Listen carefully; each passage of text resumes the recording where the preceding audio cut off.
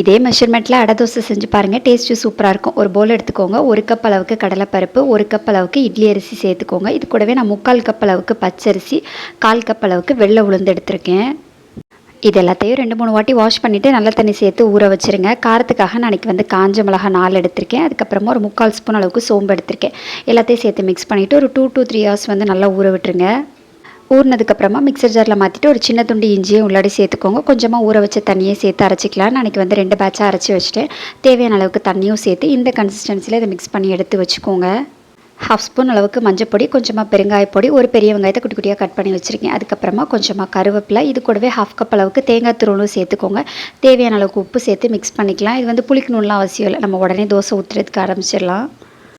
அடை தோசை இந்த மாதிரி ஃப்ளாட்டாக சுட்டிங்க அப்படின்னா டேஸ்ட் நல்லாயிருக்கும். இது கூட கொஞ்சமாக நெய் அப்படி இல்லைன்னா தேங்காய் எண்ணெய் ஊற்றிக்கோங்க. 2 சைடும் நல்லா வெந்ததுக்கப்புறமா எடுத்து தேங்காய் துவையலோடு சாப்பிடுங்க, செம்மையாக இருக்கும்.